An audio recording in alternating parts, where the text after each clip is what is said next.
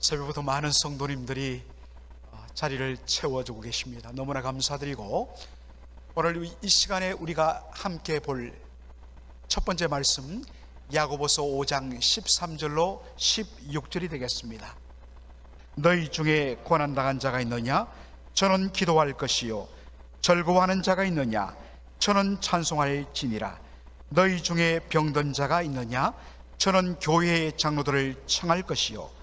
그들은 주의 이름으로 기름을 바르며 위하여 기도할지니라. 믿음의 기도는 병든 자를 구원하리니 주께서 저를 일으키시리라. 혹시 죄를 범하였을지라도 사심을 얻으리라. 이러므로 너희 죄를 서로 고하며 병 낫기를 위하여 서로 기도하라. 의인의 간구는 역사하는 힘이 많으니라. 아멘. 오늘 저희들이 기다리고 기다리던 귀한 우리 강사 목사님 말씀을 듣게 되었습니다. 오늘 첫 번째 시간, 야고보서 5장 13절로 16절을 본문으로 기도 공동체라는 제목의 말씀으로 큰 은혜를 저희들이 받게 될 줄로 믿습니다. 우리 목사님 나오실 때에 여러분 뜨겁게 환영의 박수를 보내어 맞이해 주시면 감사하겠습니다. 노진주 목사님 나오시겠습니다. 박수로 맞이해 주십시오.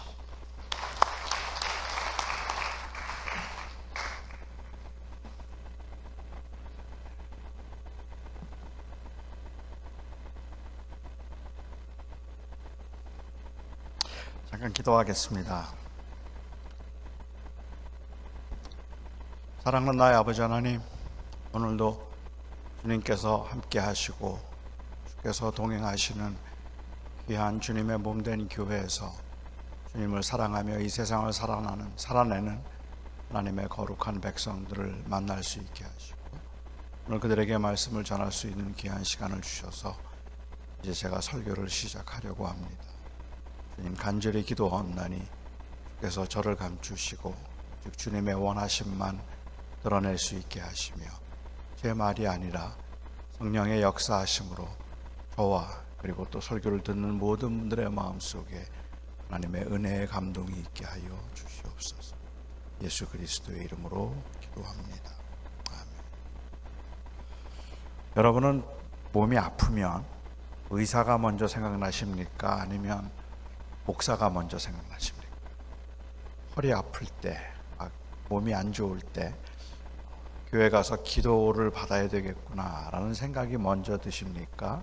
그렇지 않으면 병원에 가서 진찰을 좀 받아봐야 되겠다 하는 생각을 먼저 하십니까? 어떤 분들은 목사도 목사 나름이라고 말씀하실지도 모르겠어요. 병을 잘 고치고 영험해서 그래서 아주 이 능력이 있다는 그런 소문이 났다면 어쩌면 기도를 좀 받아볼까 하는 생각을 먼저 하게 될지도 모릅니다. 하지만 저처럼 병도 고치지 못하고 자꾸 딴소리하는 목사라면 생각 떠오르지 않을 것 같아요. 저는 누가 편찮으시다는 소식을 들으면 걱정이 되어서 전화를 한다든지 아니면 신방을 할 때가 있는데 이런저런 데가 많이 아프다는 이야기를 들으면서 제가 제일 먼저 하는 말은 병원에 가보셨어요 하는 말입니다.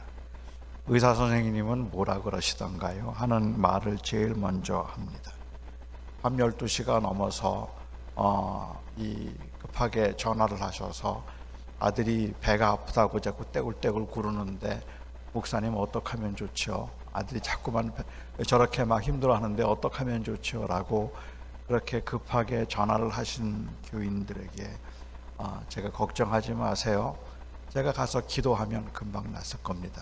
그러니까 조금만 기다리시면 제가 장로님들과 함께 가서 기도하겠습니다. 그렇게 말하지 못하고 앰뷸런스 불러드릴까요?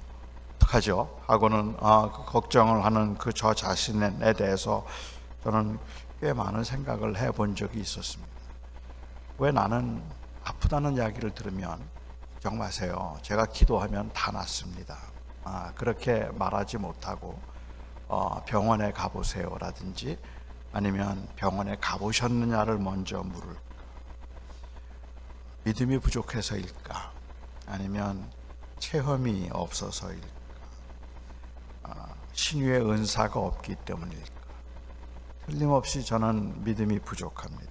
저에게는 그런 체험도 그리 많지가 않습니다. 아직까지 저는 한 번도 시각장애인의 눈을 뜨게 한다든지 아니면 암세포 병원에 가서 기도를 하고 암 환자의 암세포를 순식간에 날려버리거나 아니면 병원에 수술을 앞둔 분을 찾아가서 기도하고 수술하지 않고 바로 퇴원을 시켜본 적이 아직까지 한 번도 없습니다. 그뿐만 아니라 저는 제 아들이 이마에 열이 나서 이마가 불덩이 같을 때 내가 기도하면 된다라는 생각보다는 아스피린이 먼저 떠오릅니다. 왜 그럴까? 나는 도대체 왜 그럴까? 물론 제게 신유의 은사가 없기 때문일 수도 있습니다. 하지만 이 신유의 은사에 대해서도 조금 오해가 많기는 한 것 같아요. 신유의 은사란 하나님께서 어떤 사람에게 병을 고칠 수 있는 능력을 전권적으로 부여하신 것이 신유의 은사가 아닙니다. 병을 고치는 건 어떤 사람도 할 수가 있는 일이 아닙니다. 제가 이해하고 있는 신유의 은사는 성령께서 그 사람을 통해서 병 고치는 역사를 자주 나타내실 때 우리는 그것을 신유의 은사라고 부르지, 병을 고칠 수 있는 능력을 누구에게 전적으로 위임하시거나 아니면 그 능력을 주시는 일은 없습니다.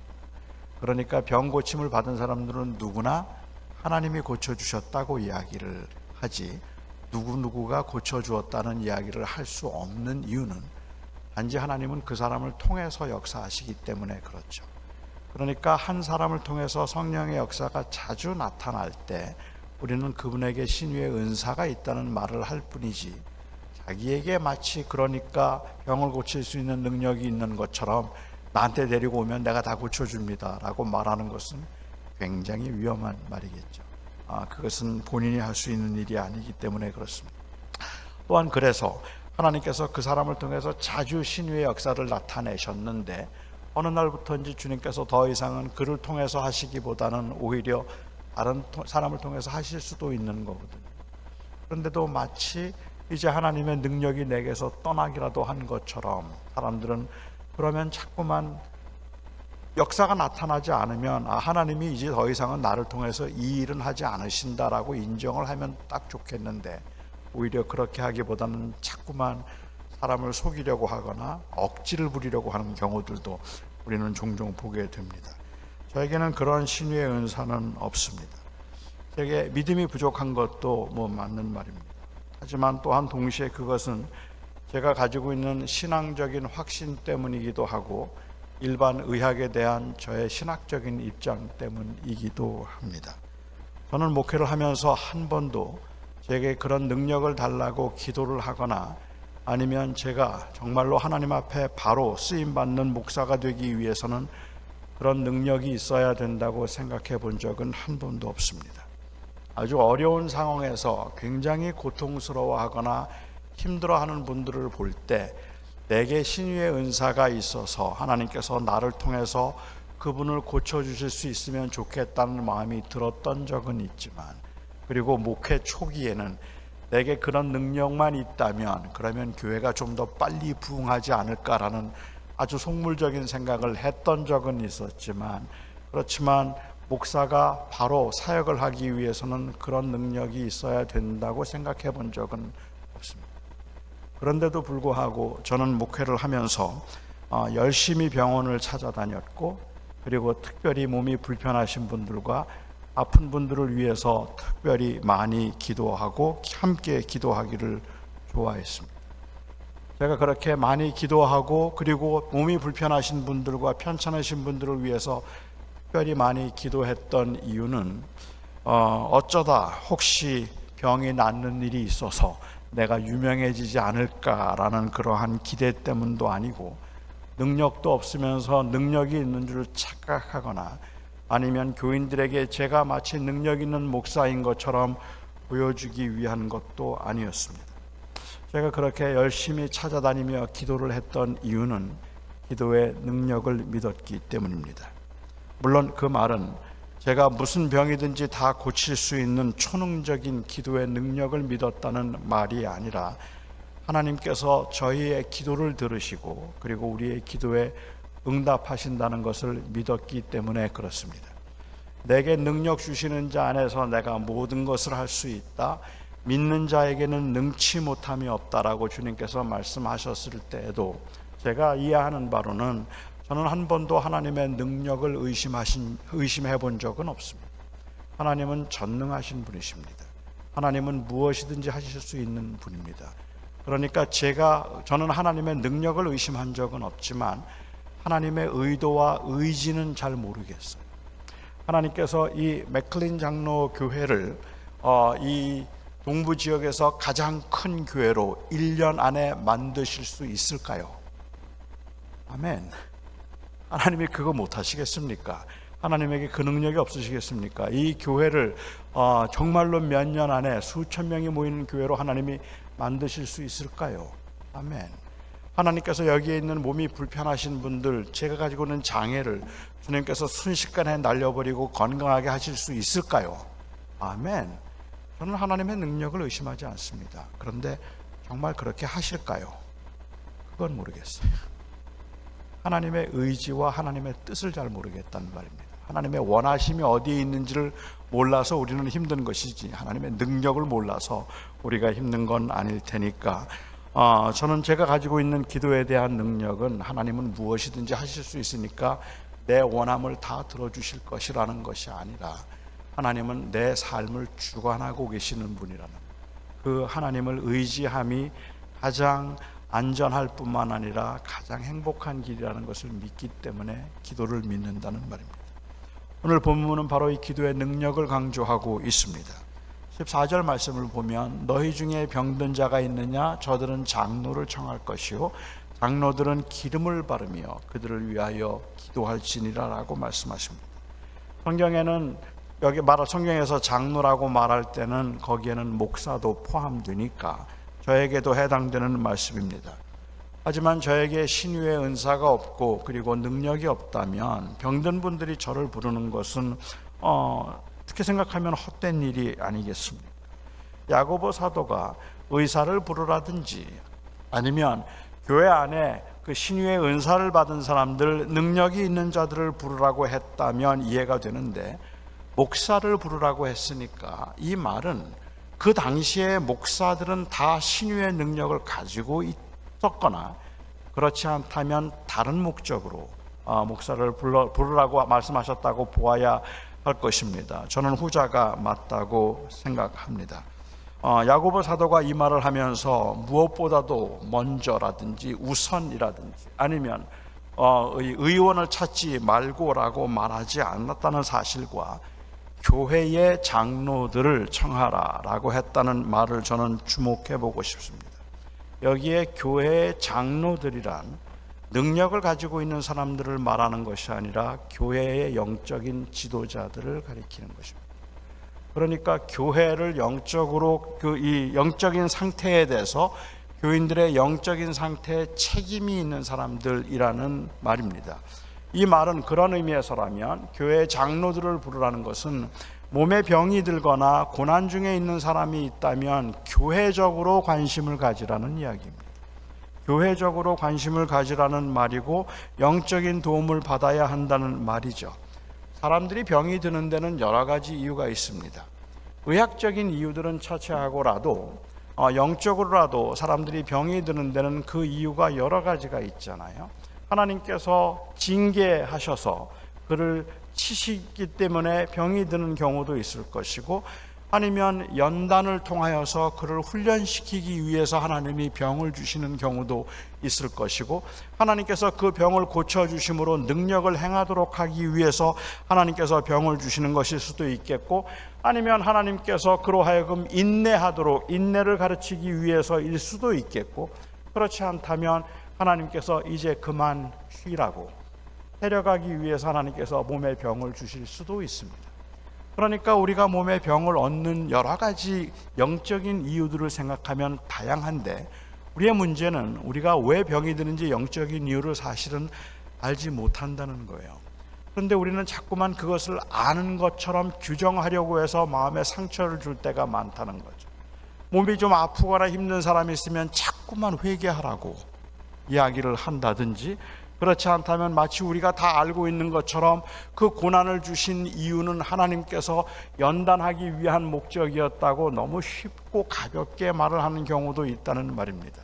제가 아는 한 분이 30대 미국에 와서 이민 오자마자 1년 만에 남편이 교통사고로 세상을 떠났습니다. 그리고 혼자, 그 여인 혼자, 30대 여인 혼자 아이들 둘을 키우느라고 온갖 고생을 다 많이 했어요.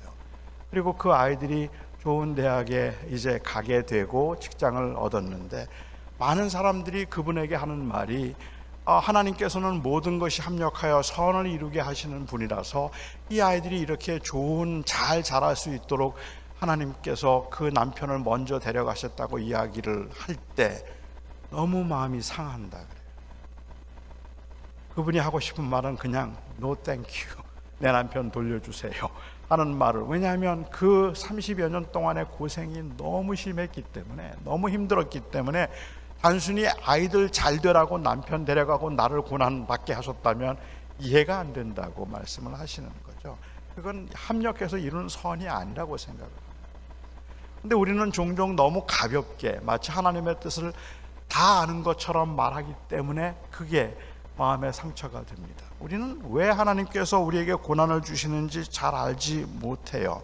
하지만 이 모든 경우에 궁극적으로 목사를 그리고 교회 장로들을 청하라고 하는 것은 이 모든 경우에 하나님을 온전히 바라보도록 하기 위함이란 말입니다.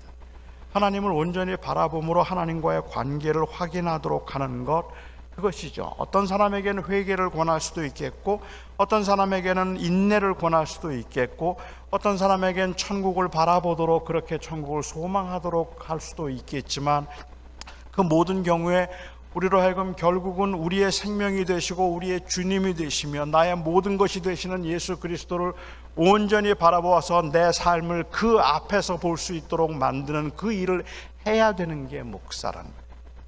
교회는 바로 그 영적인 일에 관심을 갖도록 해야 한다는 말이겠죠.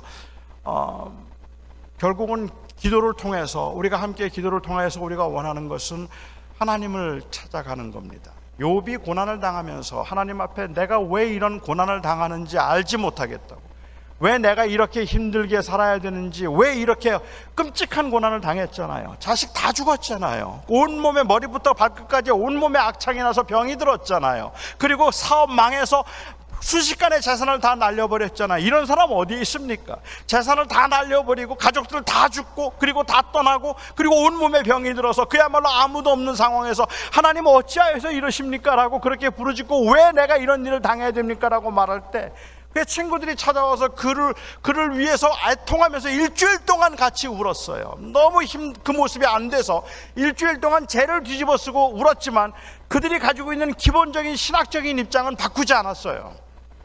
그렇게 고난을 당하는 건 죄 때문이에요. 그래서 자꾸 이 욥에게 너 무슨 죄를 지었는지 하나님 앞에 회개하라. 내 시작은 지금 미약하였지만 나중은 심히 창대하리니 내가 회개만 하면 하나님이 다시 회복시켜 줄 거야. 회개해. 그리고 욥은 크게 억울해서 못 견디겠는 거예요. 내가 무슨 죄를 지었다고 하나님이 나에게 이렇게 하시는가 하고 이야기를 하는 거죠. 그러면 친구들은 말해요. 저렇게 말하는 거 보니까 네가 죄인이잖아. 이 세상에 죄인 아닌 사람이 어디에 있어? 이건 오해예요. 욥이 하고 싶었던 말은 그 말이 아니에요. 하나님이 죄로 인하여 나를 치신다면 할 말 없어요. 어떤 인간이 하나님 앞에 설 수 있겠습니까? 그런데 욥이 하고 싶은 말은 뭐냐면, 내가 만약에 죄 때문에 이렇게 고난을 당하고 있다면 너희들은 왜 멀쩡하니? 그 말이에요. 너희는 죄가 없니? 너희는 왜 멀쩡하니? 그 말을 하고 있는 거죠. 욥은 왜 나에게 이런 고난을 주십니까? 라고 이야기를 하면서 욥이 찾았던 것은 고난의 원인이 아닙니다. 욥이 찾았던 것은 하나님의 임재예요. 이 중에도 하나님 나와 함께 하십니까? 하는 거죠. 그래서 맨 마지막 41장에 주님께서 그에게 나타나셨을 때 주님은 그 욥은 그때 비로소 내가 이제 하나님을 보았어. 그러니 됐다 하는 것을 우리가 볼 수 있습니다.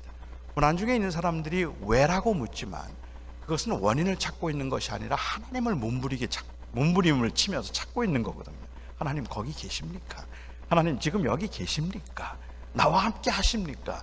그렇기 때문에 우리는 기도를 통하여서 하나님의 임재를 경험하도록 하고 하나님과의 그 교제를 확인하도록 하는 것, 그것이 바로 기도의 목적이다.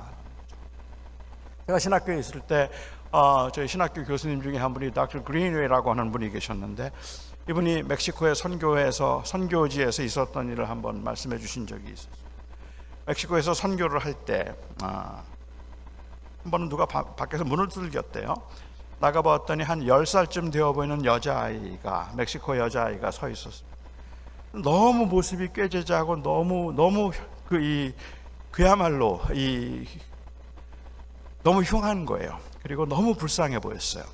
그래서 일단 그 아이를 집으로 들어오라고 했습니다. 그리고 그 아이에게 물어보았어요. 왜 그러느냐고, 무슨 일이냐고.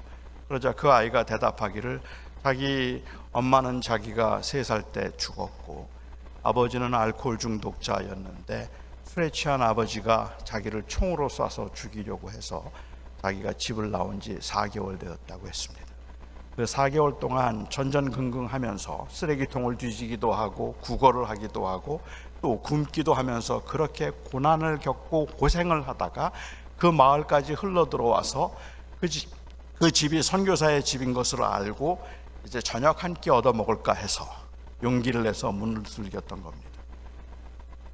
이 선교사 부부는 그 아이에게 그냥 저녁 한 끼 먹여서 내보낼 수 없었어요.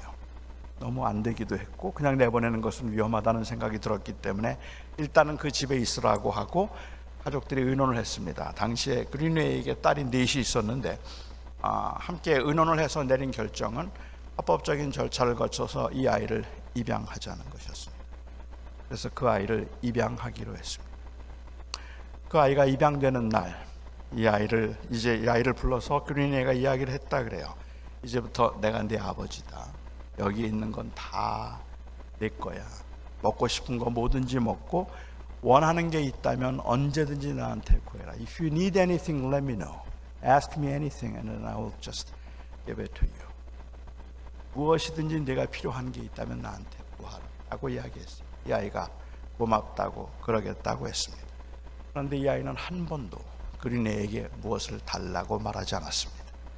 힘들어도 힘들다는 말을 하지 않았습니다. 여러분은 이 아이의 심정을 이해하실 수 있겠습니까? 사랑을 한 번도 받아본 적이 없기 때문에 그랬는지도 몰라요. 어떻게 하는지를 몰랐겠죠. 아니, 사실은 잘못 구했다가 괜히 지금 누리고 있는 이 좋은 것도 잃어버릴까 두려웠기 때문일 수도 있습니다. 그래서 그는 차마 구하지를 못하고 있었던 거예요. 뭐가 필요해도 필요하다는 말을 하지 못하고 있었죠. 어느 날 그린웨이가 서재에 앉아 있는데 이 아이가 문을 두들기더니 방으로 들어왔습니다. 그리고는 조용히 테이블 옆에 섰어요.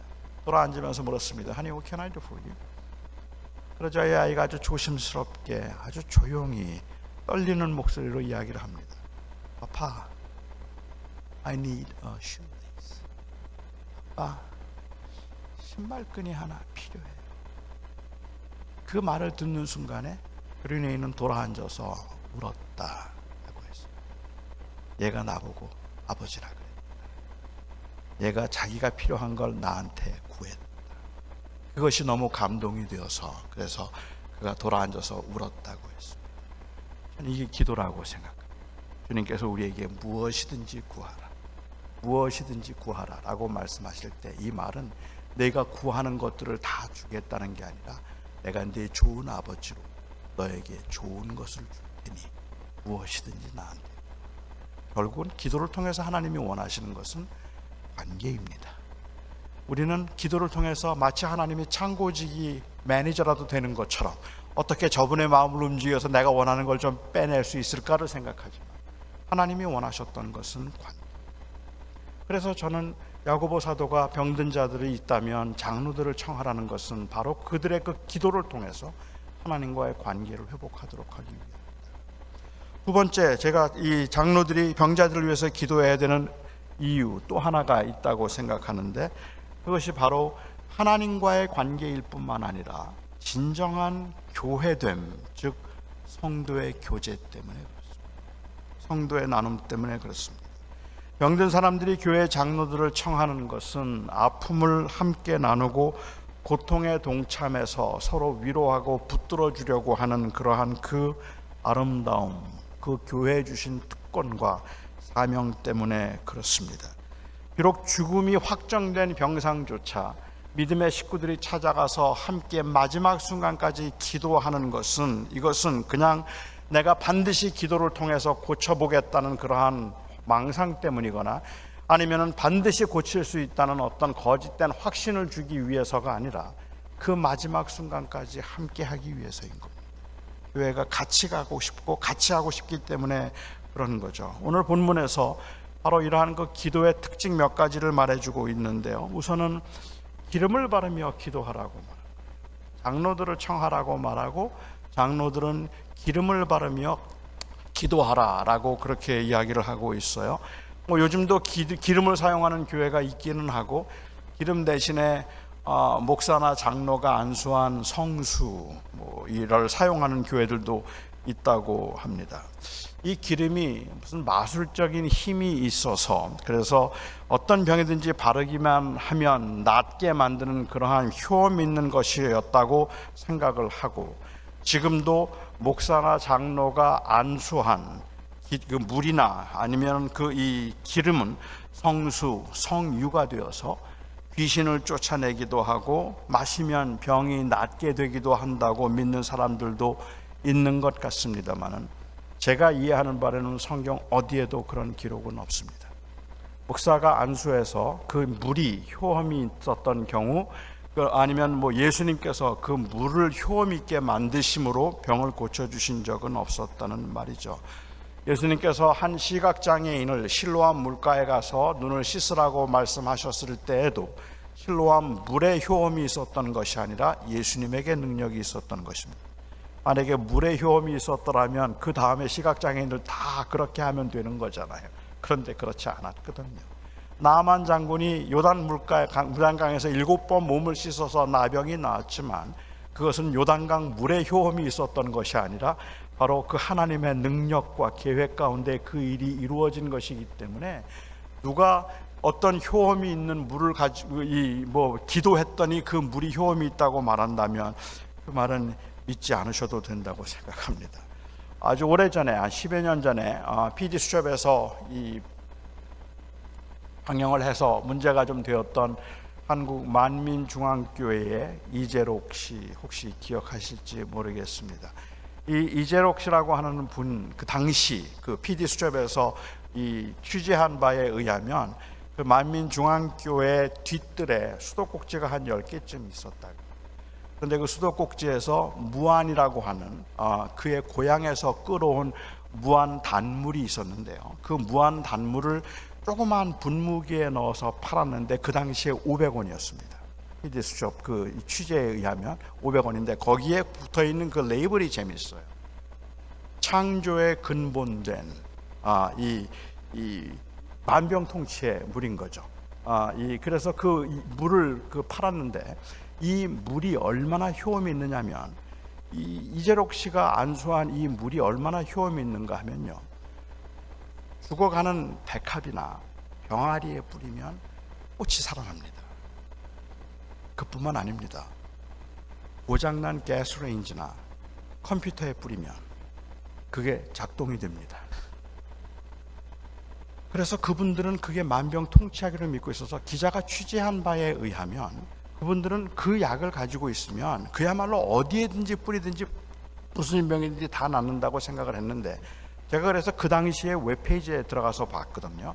거기 간증 사례들을 보니까 제일 많이 나온 간증, 충격적인 간증, 눈에 뿌리면 쌍꺼풀이 생겨요. 그래서 그 굉장히 효험 있는 그 물이라고 알려져 있었는데, 그런 물은 사실은 없습니다. 여기서 기름을 바르며 기도하라는 이야기는 목사나 장로가 안수한 그 기름은 특별한 기름이라서 병을 고치는 것이라서 그렇지 않습니다. 어떤 분들은 여기에 기름이 약을 의미한다고 말씀하는 분들도 계십니다. 물론 고대에는 기름이 약으로 사용되는 경우들도 많이 있습니다. 그러니까 선한 사마리아 사람의 비유를 보아도 선한 사마리아 사람이 이 강도 만난 사람에게 기름을 향처에 바르고 그를 치유해 준 것을 보면 기름이 약으로 사용된 경우들이 많이 있는 것은 사실이지만, 그럼에도 불구하고 여기에 기름을 바르며 기도하라는 말이 약도 쓰면서 기도하라는 말이라는 것이 제게 별로 설득력이 없어 보이는 이유가 있다면, 뭐 그렇게 볼 수도 있겠지만 제게는 별로 설득력이 없어 보이는 이유가 있다면, 우선은 기름이라는 것이 약이라면 이것은 주로 외상에 사용된 약이었지 모든 병에 사용된 약이 아니었다는 것과, 두 번째로는 만약에 약이라면 약을 쓰며 기도할지니라고 말씀하셔도 될 텐데, 약이라는 헬라어가 없는 것도 아닌데 그런데 왜 기름이라는 상징을 썼을까 하는 것이 이해가 되지 않고, 세 번째로는 그게 만약에 약을 쓰는 것이라면 왜 약을 굳이 장로들이 와서 써야 됐을까? 그냥 집에 있는 식구들이 쓰면 되는 건데 하는 생각이 들어서, 저는 여기에 말하는 기름을 바르며 기도하라는 말이 약도 쓰면서 기도하라는 말로 보기는 조금 설득력이 없다고 저는 생각을 합니다.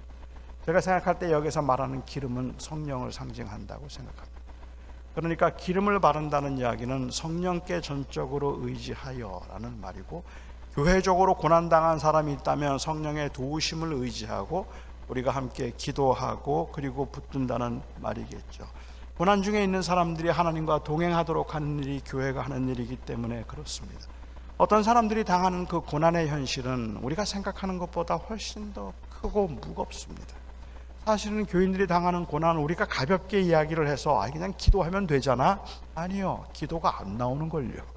기도하고 싶은데 기도가 안 되는 걸요. 하나님께 매달려야 된다는 거 모르는 거 아닌데, 그런데 나도 기도해야 되겠다는 생각이 드는데 눈만 감으면 그냥 눈물이 나오고 아무 말도 할 수가 없는 그러한 상황이 생기는 걸요.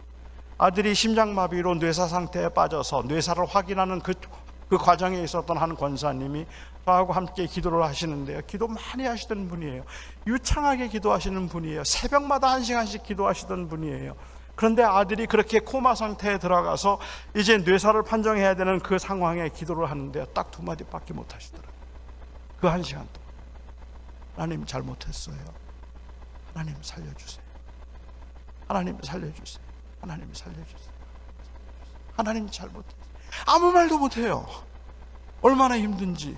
기도가 안 나와요. 너무 힘들고 어려우면. 그러한 상황에 있을 때 우리는 그냥 쉽게 왜 이렇게 기도를 못해? 뭐 아니면은 하나님 바라보며 사는 사람이 고난이 당할수록 더 기도해야지라고 말하지만, 그렇지만 고난의 현실에서는 그 일이 잘 안 되는 거예요. 그래서 교회를 청하는 거예요. 같이 가서 하라는 거예요. 그걸 붙들어 주라는 말이죠. 그렇게 힘들어서 기도가 나오지 않아서 너무 힘들고 기도도 할 수 없고 그냥 앞이 캄캄하기만 하고 절망적이라고 생각되는 순간에 누군가 그 손을 붙들고 같이 기도합시다라고 하고 기도해 줄게요라고 말할 수 있으면 그게 힘이 될 텐데, 사실 두렵고 무섭거든요. 키를 넘는 파도가 그냥 앞에서 넘실거리는데 왜 겁이 나지 않겠어요? 그 겁나는 상황에서 다 망했는데 다 안 됐는데 정말로 지금은 이제 더 이상 일어설 기력이 없는데, 그런 상황에 내가 하나님을 붙들고 의지해야 되겠다 다는 것은 알지만 도대체 어떻게 해야 될지도 모르겠고 그냥 답답하기만 하는 그 상황에서 그걸 붙들고 기도할 수 있는 게 친구일 수도 있고 남편일 수도 있고 아내일 수도 있고 자식일 수도 있고 부모일 수도 있는데, 오늘 야고보 사도가 말하는 것은 교회도 하라는 거예요. 교회가 그 중에 하나가 되어야 된다는 이야기를 하는 거죠. 찾아가야죠. 같이 해야죠. 그게 기도 공동체라는. 데이비드 제레마이어라고 미국의 유명한 설교가가 있습니다. 이 데이비드 제레마이어라고 하는 유명한 설교가가 자주 사용하는 예화 중에 데이비드 니섬이라고 하는 이 소설가가 쓴 가상 소설에 나오는 이야기 하나를 자주 설교에서 예화로 사용합니다. 이건 소설이니까 사실 있는 이야기는 아닌데요, 그 소설적인 이야기 하나만 여러분들에게 소개할게요. 두 농부가 있었답니다.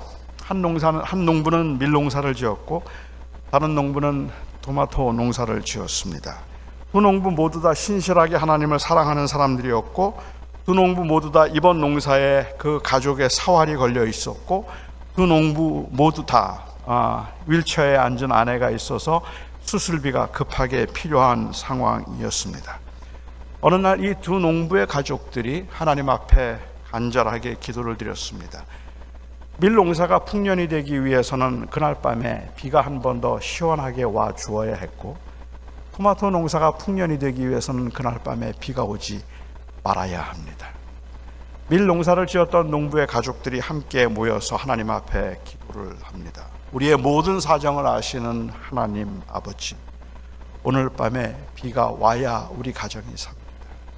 이번 농사 망치면 우리 집 다, 이 밭 다 내주어야 되고 제 아내도 수술을 받을 수가 없습니다. 하나님, 우리를 긍휼히 여겨 주셔서 오늘 밤에 비가 오게 해 주시옵소서. 바로 그 시간에 아랫길가에 있는 토마토 농사를 지었던 그 신실한 그 이 믿음의 가정도 하나님 앞에 기도를 하고 있었습니다. 하나님, 지난 1년 동안에 저희가 지은 농사의 사활이 오늘 밤에 달려 있는데 오늘 밤 비가 오지 말아야 합니다. 오늘 밤에 비가 오지 않게 해주시고 우리 가정, 극심한 가정의 어려움과 공경을 아시는 하나님, 이 밤을 지켜주시옵소서. 비가 오지 않기를 간절히 기도합니다. 눈물을 흘리면서 기도하고 잠자리에 들었지만 아무도 잠을 잘 수 없었습니다. 이럴 때 전능하신 하나님께서 윗마을에는 비가 오게 하시고 아랫마을에는 비가 오지 않게 해주시면 얼마나 좋겠습니까마는 그런 일은 대체로 일어나지 않습니다. 한참 시간이 지나고 난 후에 후두둑 방울이 떨어지는 소리가 들립니다. 밀농사를 지었던 농부의 가족들이 벌떡 일어나서 온 가족들이 서로 얼싸안고 부둥켜 안고 춤을 추면서 하나님께서 우리의 기도에 응답해 주셨다고 너무너무 기뻐합니다. 그런데 바로 그 시간에 토마토 농사를 지었던 농부의 가족들은 창밖을 내다보며 제발 이 비가 지나가는 비이기를, 제발 이 비가 곧 멈추기를 간절히 또 기도하고 있었습니다. 하지만 빗발이 점점 더 세차게 되더니 폭우가 되어서 밤새도록 쏟아졌습니다. 이른 아침에 밀농사를 지었던 농부의 가족들 식탁에 둘러앉아 있는데 온 가족들의 얼굴에 웃음이 가득, 희망이 가득, 하나님 앞에 감사의 기도를 드립니다. 우리의 기도를 들으시고 응답하시며 감사합니다. 같은 토마토 농사를 지었던 농부의 가족들도 같이 식탁 자리에 앉아 기도를 하는데 기도를 할 수가 없었어요. 쏟아지려는 눈물을 참으면서 아버지가 겨우 힘들게 기도를 합니다. 주님, 지난 밤에 저희 가족은 참으로 간절히 기도했습니다. 그러나 저희가 원하던 대로 일이 되지 않았습니다. 저희는 주님의 뜻을 알 수도 없고 어떻게 주님께서 저희들을 인도해 주실지도 알 길이 없어 답답할 뿐입니다. 선하신 하나님께서 이 고난의 시간을 잘 견딜 수 있도록 도와주시옵소서. 그렇게 5년이 지났습니다. 밀농사를 지었던 농부의 가족은 그때 풍년으로 빚도 다 갚고 아내도 수술을 받고 차도 새로 장만했습니다. 밀농사를 지었던 농부의 가족은 5년 전 그날 하나님이 그들의 기도에 응답하셨음에 늘 감사하며 살았어요. 토마토 농사를 지었던 가족들도 여전히 그곳에 살고 있었지만 그때는 그때 그 농사를 망쳤기 때문에 밭도 다 넘어가서 소작을 하고 있었고 아내는 여전히 윌체어에 앉아 있었습니다. 5년 전 그날을 기억하며 가족들을 모아놓고 기도를 합니다. 지난 5년 동안 참으로 힘들고 어려운 시간이었습니다. 하지만 그 고난을 통해서 주님을 더욱 알아갈 수 있게 하심도 은혜입니다. 제가 믿기에는 여기 앉아 계신 분들 중에는 토마토 농사를 지었던 그 농부의 경험을 가지고 계신 분도 계시고 여기 앉아 계신 분들 중에는 밀농사를 지었던 농부의 경험을 가지고 계신 분도 계십니다. 그날 하나님이 우리 기도만 들어주셨다. 그날 하나님께서 내 기도를 들어주시고 내 남편 데려가지 않으셨다. 내 가족들을, 내 사랑하는 자식을 살려두셨더라며 하는 그 간절한 마음으로 그게 마치 한이 된 것처럼 힘들고 아픈 가운데 긴 시간을 보내신 분들도 여기에 계시고 아마 여기에 계신 분들 중에는 그때 내 기도를 들어주셔서 내가 살았습니다 라고 말할 수 있는 그 분들도 여기에는 계시겠다. 왜 하나님께서 그렇게 인도하시는지 저희가 하나님의 뜻을 감히 알 수가 없겠죠.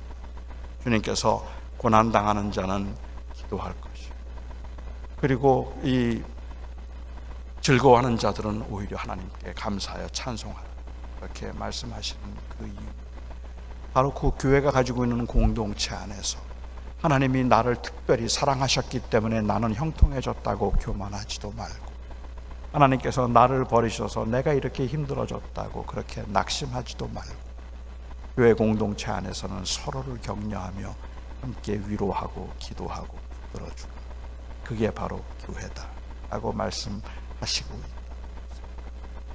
교회가 무엇인가? 교회는 그냥 단순히 성공한 사람들의 사례를 간증처럼 말하는 곳은 아닙니다.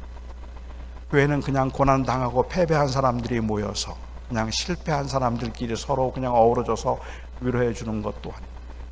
그 세상이 말하고 있는 성공과 실패를 뛰어넘어서 영원한 하늘나라에 소망을 두고 있는 하나님의 백성들이 서로를 격려하고 위로하며 이 땅에서 믿음으로 살아낼 수 있도록 붙들어주는 곳, 그곳이 바로 교회이어야 한다는 말입니다. 따라서 우리는 함께 기도하라고 하는 말씀이 이 기도 공동체를 통하여서 말씀하시고 계시는 주님의 말씀이었다고 저는 확신합니다. 한국교회는 기도 많이 하기로 소문났습니다. 하지만 애석하게도 우리 한국교회가 가지고 있는 심각한 이 현재 이 시간이 지나고 난 다음에 보여지는 많은 문제들은 우리의 기도들이 너무 많은 경우에 기복적이었다. 우리가 이 세상에서 어떻게 하면 성공할 수 있고 어떻게 하면 잘 될 수 있는가 하는데 초점을 맞추고 있었던 것은 아니었습니다. 저희는 기도를 그래서 새벽마다 부르짖으며 우리가 잘 되게 하고 우리의 자녀들이 형통하게 해달라는 기도를 열심히 하긴 했지만 저희가 잘하면서 제가 느낀 바로도 제가 목회를 하면서 경험한 바로 우리는 함께 기도하는 일에 너무 익숙한 거예요. 우리는 혼자 기도하는 건 익숙한데 가족들과 같이 기도하는 것도 쉽지가 않거든요. 아내와 남편이 같이 기도하고 부모와 자식이 같이 기도하고 아니면은 교인들이 서로 붙들고 기도하는 모습이 우리에게는 그렇게 익숙한 모습이 아니라는 말입니다. 그가 굉장히 많이 힘들어 보여요. 교인 중에 굉장히 많이 힘들어 보이거나 지쳐 보여서 집사님 너무 힘드시죠? 우리 같이 기도해요 하고 요 구석에서 손을 붙들고 기도하고 있으면 교인들은 그 모습이 자연스럽게 보여지지 않고 둘이 싸웠대? 왜 저래? 왜 저러지? 하고 그 보는 눈이 벌써 이상해져요. 그래서 그 기도가 자연스럽지 않은 그러한 상황이 되는 거죠. 목회자도 마찬가지입니다. 목사인 저도 마찬가지입니다. 저도 교인들에게 자주 했던 말이고 그래서 저는 제가 좀 힘들어 보이거든 사랑하는 성도 여러분 제가 좀 힘들어 보이거든 목사님 힘드세요? 하고 제 사무실에 찾아와서 저를 위해서 기도 좀 해주세요. 결국은 모두가 다 한 성도들로서 하나님께서 목사의 기도나 장로의 기도를 교인들의 기도보다 더 많이 잘 들으시는 게 아니라면 교회 공동체 안에서는 서로를 위하여 기도하고 서로를 붙들어주고 서로를 세워주는 것 그게 기도 공동체의 아름다움이라고 저는 생각합니다. 우리는 힘들어하는 사람들이 있으면 함께 가려고 하는 것이 무엇보다도 중요하지 않을까. 마음을 따뜻하게 하는 101가지 이야기라는 책이 있습니다. 그 책에 보면 이 두 번째 책인 걸로 기억하는데 거기에 그 한 이야기가 나옵니다. 시애틀에서 스페셜 올림픽이 있었어요. 지금은 패럴림픽이라고 장애인들 올림픽인데 거기에 존이라고 하는 아이가 참석을 하게 되었습니다. 이 존이라고 하는 아이는 다운 신드롬 장애를 가지고 있는 아이입니다. 그런데 단거리 달리기 선수로 참가를 하게 되었어요. 단거리 선수로 참가를 하게 되는데 스페셜 올림픽에 참가하는 선수들은요, 그 장애인들이 한 6개월 동안 고되게 훈련합니다. 정말로 훈련을 많이 해요. 그리고 이제 마침내 뛰게 됐어요. 9명의 선수들이 9명의 이 다운 신드롬 장애인들이 섰습니다. 총소리가 나고 9명이 동시에 뛰어나갔어요. 많은 사람들이 보고 있는데 뛰어나갔는데 존이가 앞으로 뛰어나가자마자 얼마 안 돼서 그냥 넘어졌어요. 발이 넘어졌어요. 걸려서 넘어졌어요. 다른 8명의 아이들에게는 한 명이 넘어졌다는 것은 기회입니다. 그런데 존이 넘어지니까 앞으로 뛰어갔던 8명의 아이들이 동시에 다 섰어요. 그리고 다 돌아왔어요. 넘어져 있는 존이를 둘러서고는 존이, it's okay, get up, it's okay. 그 아이를 격려해주고 그 아이가 일으켜 손을 줘서 일으키고 9명의 손을 잡고 함께 뛰기 시작했습니다. 그들에게는 1등을 하거나 금메달을 받는 게 중요하지 않았습니다. 그들에겐 뛴다는 게 의미가 있었을 뿐이에요. 그리고 그들에게는 무엇보다도 함께 뛴다는 게 의미가 있었어요. 우리들에게는 맥클린 교회가 이 버지니아에서 다른 교회들과 경쟁해서 몇 번째 교회가 될까에 관심 있는 사람들이 아니어야 합니다. 우리는 이 교회 안에서 누가 더 열심이고 누가 더 믿음이 좋은가에 관심 있는 사람들이 아니어야 합니다. 우리들의 관심은 함께 가는 것이어야 합니다. 늦어도 괜찮습니다. 천천히 가도 괜찮아요. 그런데 우리 같이 가자. 우리 함께 가자. 그래서 아픈 사람이 있으면 다 멈춰서서 손을 세워 일으켜주고 붙들고 같이 갈 수 있는, 그러기 위해서 서로를 위해서 기도해주고 서로를 세워주고, 그것이 바로 교회입니다. 기도하겠습니다.